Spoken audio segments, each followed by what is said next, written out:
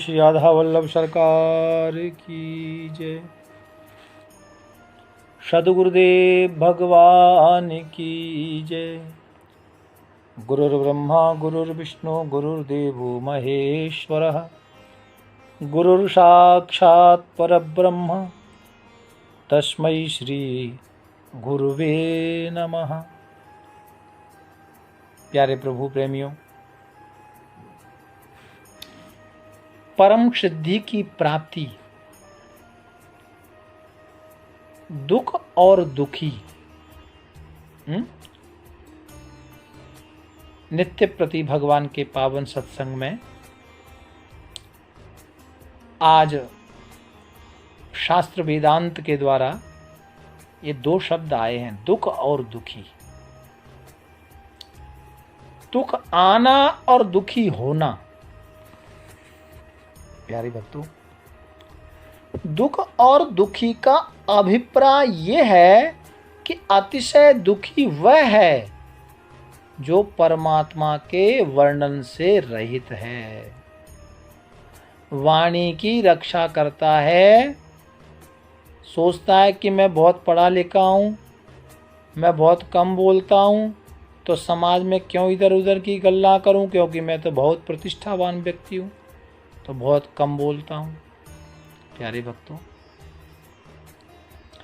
अतिशय दुखी वो है जो परमात्मा से अलग है और परमात्मा के वर्णित से रहित है। यदि भगवान की चर्चा वाणी के द्वारा भगवान के गुणानुवाद न करना।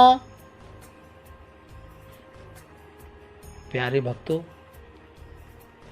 इसी प्रकार से केवल शास्त्र पढ़कर कि भगवान को नहीं याद करता वही जीवन में दुखी है भक्तों। विपता नैव विपता संपदा नैव संपदा विपता विस्मृतम विष्णोः संपत् नारायण स्मृति।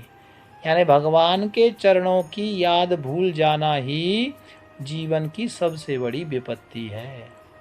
और फिर बेशक मौन बनते रहो, बड़े बनते रहो, अपनी वाणी की रक्षा करते रहो, उससे कोई फर्क नहीं पड़ता। इसी प्रकार केवल शास्त्र पढ़कर जो लोग मुक्ति प्राप्त करना चाहते हैं, कि दिन रात पढ़ाई कर रहे हैं, बड़ी बड़ी किताबें पढ़ रहे हैं, बड़ी बड़े शास्त्र पढ़ रहे हैं, और फिर सोचते हैं कि मैं ये तो धर्म का कार्य है, भगवान का कार्य है, तो मैं तो मुक्त हो जाऊंगा। भक्तों, उनका ऐसा सोचना बिल्कुल बेकार है। क्योंकि श्रीमद् भागवत में एक श्लोक आया है, 11वें स्कंद में 11वां श्लोक है, तो उसमें लिखा है, गाम दुग्ध दोहम शतिम च भार्याम देह पराधीन मसत् प्रजांच वित्तम त्वतीर्थिम कृतमंगवाचम हीनाम मया रक्षित दुख दुखी। अर्थात जब गाय ऐसी हालत में पहुंच गई हो जहां जाकर दूध नहीं दे सकती,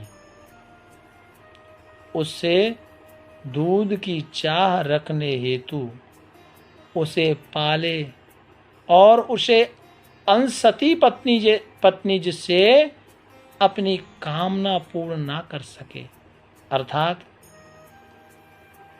जो कुटिला है, जो दुष्टा है, और यह शरीर जो पराधीन हो गया है, अपने संकल्प के अनुसार परमात्मा की प्राप्ति ना कर सके, संतान ऐसी जो अपने माता पिता की आज्ञा नहीं मानती, इससे न धर्म की सिद्धि होती है और न परलोक पिंडदान ही मिलेगा। प्यारे भक्तों, ये भागवत में बड़ा अच्छा श्लोक आया है कि जहाँ कोई दूध गाय ना दे उससे अपेक्षा करना, सतिम च भार्या देह पराधीन मत सब प्रजांच। प्यारे भक्तों, इसका सीधा सा मतलब ये है, मैं आपको समझा के थोड़ा बताऊं कि जिससे ये उसी प्रकार है कि जैसे पात्र को न दिया जाने वाला बहुत सा धन भी प्राप्त हो, उसी प्रकार शास्त्र का जो ज्ञान है वह परमात्मा के ज्ञान के बिना बिल्कुल बांझ है। इस तरह के गाय, धन, स्त्री, संतान तथा शास्त्र ज्ञान की वाणी यदि सुरक्षित रख जाएंगे, यदि रख रहे हैं, तो रक्षा करने वाले दुख ही दुख प्राप्त होंगे, इसमें कोई संशय नहीं है। प्यारे भक्तों, आप कोई कितना भी कुछ करे, लेकिन अपनी वाणी से यदि भगवान का नाम नहीं गाता है तो वो सब बेकार है। और इसके लिए गाय का, धन का, स्त्री का, ये सब उदाहरण दिया है। प्यारे भक्तों, और यदि हमने इस बात को समझ लिया तो वही परम सिद्धि है। प्यारे भक्तों, और ये भी भागवत में श्लोक आया है, ये भी 11 स्कंद में है कि तपस्त तीर्थम जपाम दानम पवित्राणि तराणि च नालम कुर्वन्ति ताम सिद्धिम या ज्ञान कलया कृता। मतलब ज्ञान की सिद्धि ही ऐसी है जो कल्याण को करने वाली है। यानी हम जो पढ़ते हैं, लिखते हैं, पढ़ने लिखने का ज्ञान नहीं। आप कहेंगे स्वामी जी अभी आप कह रहे थे पढ़ा लिखा उससे मोक्ष नहीं। हाँ, पढ़ लिख के उसका मोक्ष नहीं, लेकिन पढ़ लिखने के बाद में उस ज्ञान को जब कार्य में लिया, जो पढ़ा, पढ़ने के बाद आपने वो कार्य किया, कर्म किया, तभी ज्ञान की सिद्धि ही उसी सिद्धि के लिए कहा गया है। तभी वही ज्ञान की सिद्धि ही कल्याण करने वाली है। और उससे जो शुद्धि मिलती है, भगवान श्री कृष्ण कहते हैं, ये बातें भगवान कन्हैया उद्धव जी को कह रहे हैं कि हे उद्धव, ऐसी शुद्धि तप करने, जप करने, दान करने से, तीर्थ करने से तथा अन्य पवित्र कारक कर्म करने से नहीं मिलती। जीवन भर ये सब करते रहो, परंतु ईश्वर का ज्ञान यदि नहीं हुआ, कितनी भी किताबें हमने पढ़ ली, उस किताब से यदि हम भगवान को नहीं जानते या नहीं पहचान रहे, या उस पढ़ने के बाद उस बात पर विश्वास ना करके भगवान को जान नहीं रहे, या भगवान में भाव, श्रद्धा, विश्वास यदि नहीं जग रहा, तो वो सब बेकार है। भगवान यही बात उद्धव जी से कह रहे हैं कि उद्धव, जप तप दान धर्म तीर्थ अन्य पवित्र कार्य कर्म करने से कुछ नहीं मिलता, लेकिन कितना ही करो। क्यों? क्योंकि भगवान के नाम पर श्रद्धा रखना जरूरी है। जीवन भर ये सब करते रहो, परंतु ईश्वर का ज्ञान यदि नहीं हुआ तो वह परम सिद्धि नहीं मिलेगी। अब आजकल हम बड़ी समस्या है, अपने बच्चों को तरह तरह के कॉलेजों की बड़ी बड़ी दुनियादारी की शिक्षाएं तो दे रहे हैं, अच्छी बात है, देना भी चाहिए, मैं इसका विरोध नहीं कर रहा, लेकिन भैया वो सिद्धि जीवन की हो सकती है।